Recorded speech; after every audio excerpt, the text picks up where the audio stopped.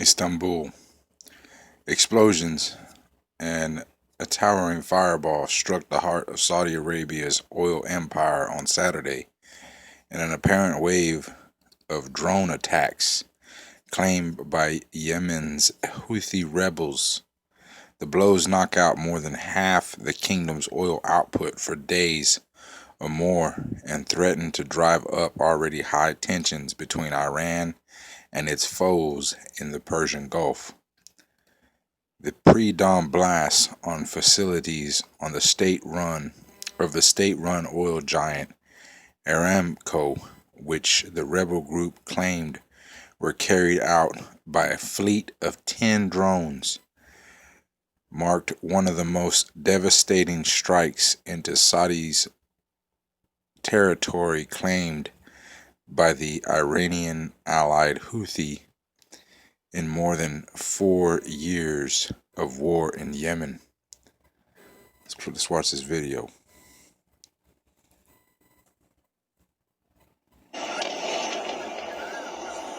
Yemen's Houthis have claimed responsibility for drone attacks that saw 2 Saudi Arabian Aramco oil plants go up in flames, one the largest oil processing facility in the world. Yemeni TV channel Al Masirah TV says the Houthis deployed 10 drones, adding the group has pledged to widen the range of its attacks on the kingdom, which leads a coalition fighting them in Yemen. Authorities say the fires are under control, though the extent of possible damage is seemingly unclear. The 2 sites were Abqaiq and Khurais. The former contains the world's largest oil processing plant, the latter the country's second largest oil field.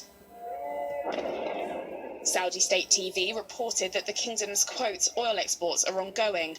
Iran-aligned Houthi fighters in Yemen have launched attacks over the border, hitting Shebar oil field with drones last month and 2 oil pumping stations in May.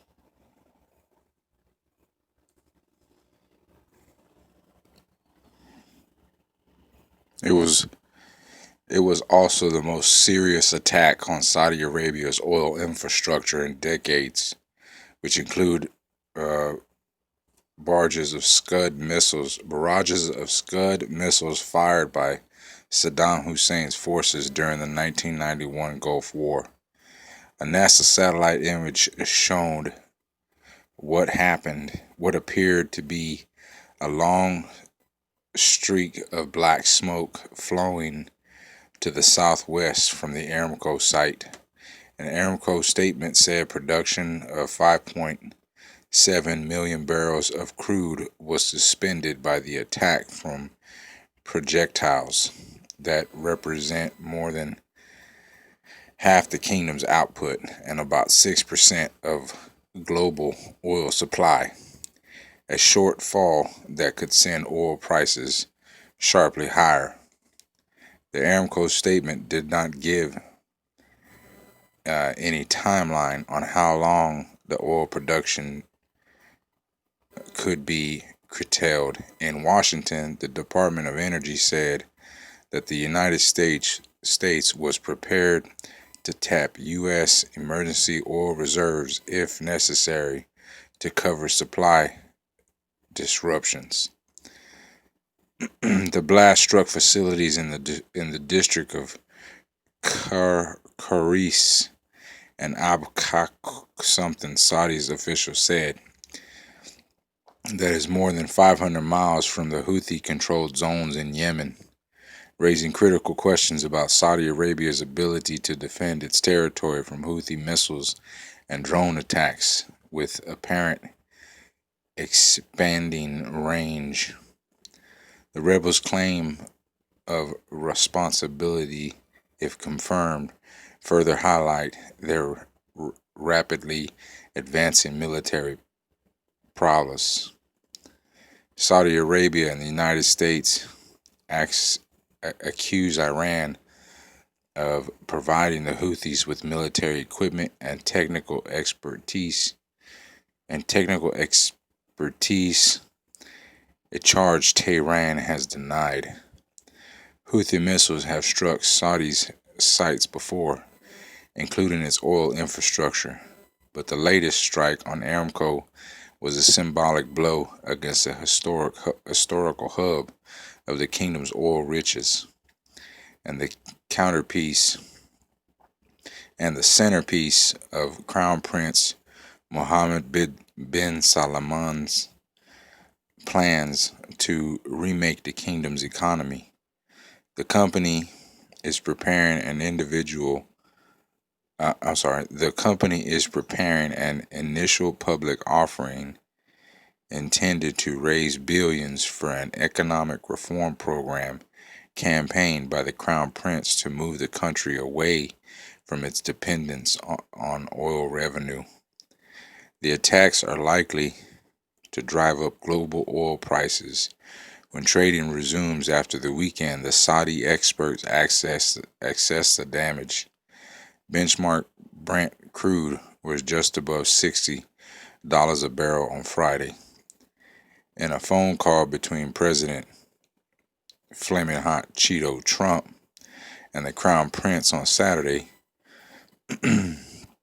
Trump expressed his country's readiness to cooperate with the kingdom in supporting its security and stability, stressing the negative impact of the recent terrorist attacks against Aramco facilities on the American economy, as well as the global economy, according to Saudi readouts of the call.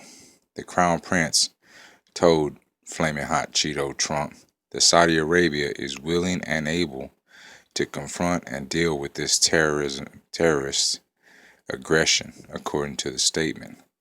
Hours later, Secretary of State Mike Pompeo directly blamed Iran for an unprecedented attack on the world's energy supply. Pompeo, however, offered no specific evidence. The U.S. government believes 15 structures at Abaqaiq were damaged on the west-northwest facing side, not the southern facades, as would be expected if the attack came from Yemen. There was no immediate comment from Iranian leaders after the oil site attack. Key link in oil supply chain. Karisis is one of Saudi Arabia's largest oil fields and is believed to produce about 1.5 billion barrels a day. Abaqaiq is the site of the kingdom's largest oil processing facility, operated by Saudi's oil giant Aramco. It may be the world's most important piece of oil infrastructure, built to process about 7 million barrels a day of oil so that it can be shipped out of the Persian Gulf to foreign markets. Saudi Arabia produced 9.85 million barrels of oil a day in August, making up about 10% of the global supply. Video posted online showed gigantic fires sending up huge plumes of smoke. Large explosions and the sound of gunfire could be heard in some of the videos. A statement by the Saudi state news agency said that the attacks occurred about 4 a.m. and at Aramco teams had contained the fires. The statement did not say whether anyone was injured. Saudi Arabia said it was still trying to determine who had carried out the attacks, despite the Houthi claim.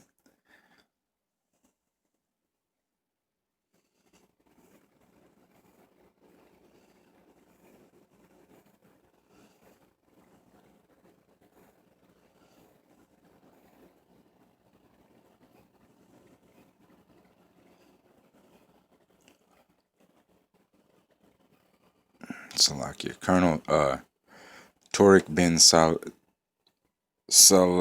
al-Malaki, a spokesman for the Saudi-led military coalition fighting in Yemen, said in a statement that physical evidence was collected but that investigations are ongoing to determine the parties responsible for planning and executing these terrorist attacks. For years, the Houthi rebels have framed their cross-border missile and drone attacks as retaliatory and aimed at ending the Saudi military intervention, including Saudi's airstrikes and that killed thousands of citizens and have killed thousands of civilians. The Houthis' attacks, including on civilian airports and oil installations, have become more frequent in recent months, leading to Saudi's accusation that Iran has probed the rebels into opening a new military front during Tehran's worsening confrontation with regional adversaries. My battery's about to die.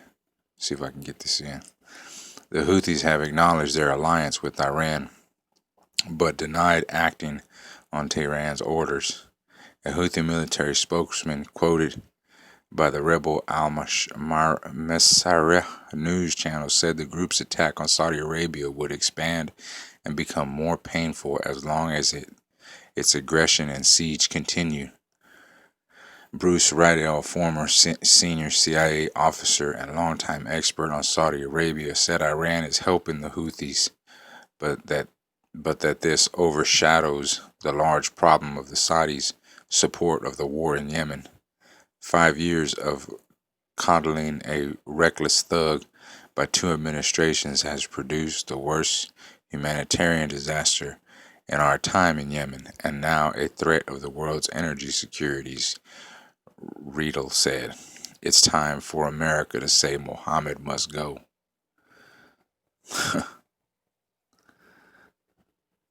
It's a lot. I wish I could read it all. Well,